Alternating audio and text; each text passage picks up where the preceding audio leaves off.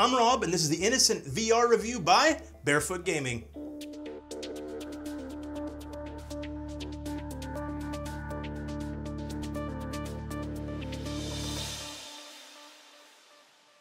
So this game takes place 200 years in the future, and everything is wrecked on Earth. We have overlogged, we have ruined the environment, everything's gone to crap. And worse than that, there's these viruses that have killed off most of humanity. Now, what these viruses do, and I didn't actually really get all that much into it in the game, but the viruses, there's something about carbonizing your inside through Coke. I don't know if this is an anti-cola thing, but it's to carbonize yourself and turn your insides into carbon, and it really is less important to the story than the puzzles are. Puzzles, you say? This is a puzzle game. So you move from point to point to point and you solve puzzles, and they'll start off really simple and they get more complex. Now, as far as the movement goes, and this is important, this is node-based teleportation.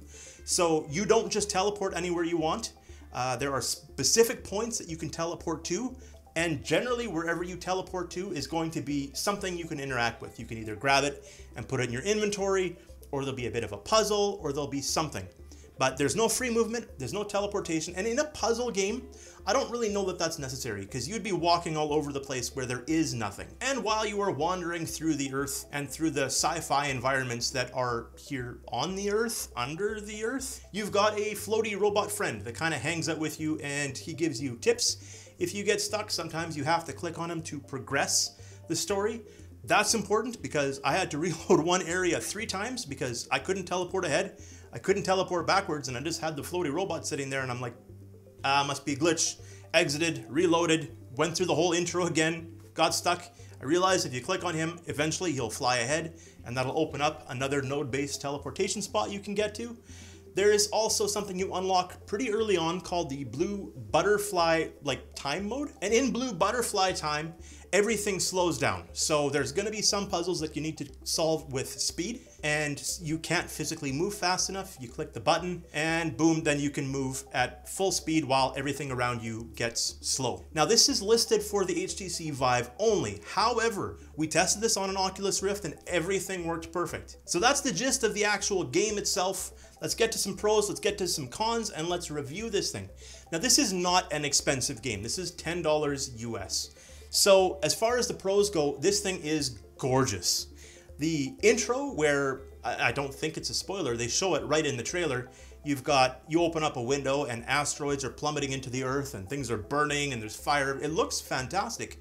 Going into like the sci-fi environments, looking around, it really does look beautiful. The fantasy bridge, it just all looks really good. Definite pro, they did a good job with the graphics. Another pro is, if you like puzzles, there are lots of puzzles. Clearly, you have to like puzzles or this game is already going to lose you. And my last big pro is the controls are really straightforward. It's not complicated at all. You've got your triggers, you've got like a single button or your track pads to pull up your inventory, and that's it. So you're not going to be fighting to figure out how to play this. Now let's get to the cons. This is an indie developed game, so there's going to be some glitches. I had every single time I played your floaty robot friend, well, his voice kept cutting out on me. And it didn't matter if I loaded up again, I'm like, oh, maybe I wasn't looking at him long enough. He would start talking and then boom, it would be gone.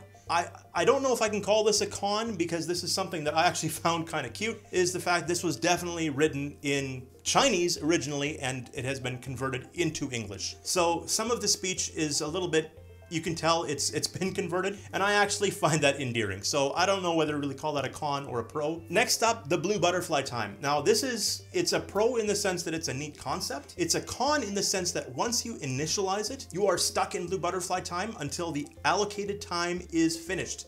The problem with that is while you're in blue butterfly time, you have a annoying high-pitched beep. I just want that gone. I want either the tone different, I want the volume way down. That beep is distracting and it takes me away from the beauty of the environment. And my last con, and this is kind of a bigger one for me, is I would relate part of this game as to playing the old 2D adventure games where, you know, in Myst, when you kind of had to use your mouse and you clicked on everything and you didn't know what you'd be interacting with and what you couldn't interact with. When you come across an object that you want to interact with, there is no way to know whether you can interact with it. Your little laser pointer from your touch controller doesn't change, it doesn't anything. So you end up pointing, holding your trigger in, no, that doesn't move. Point somewhere else, hold the trigger in, that doesn't move. In the beginning, it's like, okay, well, I get it, I'm looking around for puzzles, but that kind of dragged on for me and it made it a little bit boring. And I feel like that's harsh, and I don't mean for it to be harsh. And maybe this game just isn't targeted at me, right? I mean, I'm not really a major puzzle game lover.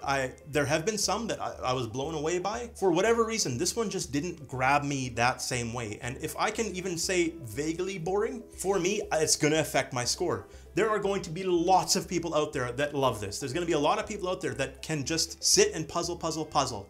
Another point I need to mention, and I can't forget this, is there were a couple puzzles where you need room scale. You can't just be standing. It doesn't really state how many feet you need, but I would say realistically, like an 8 by 8 feet would be probably minimum, because there's a couple times where I had to walk physically around something. And if you can't do that, you're just going to be stuck. There is no way to move except to physically move. All that being said, I am going to say they still achieved what they ended up aiming for. It is a successful puzzle game. So I'm giving this a 3 out of 5. Again, there are going to be, I almost feel like I'm apologizing for the game. There will be people that are going to love this, but this isn't something that I'm going to be jumping back into. Even at $10, I think it's interesting, but not interesting enough to grab me and pull me back in. And that's it. That's my review. Thank you for watching.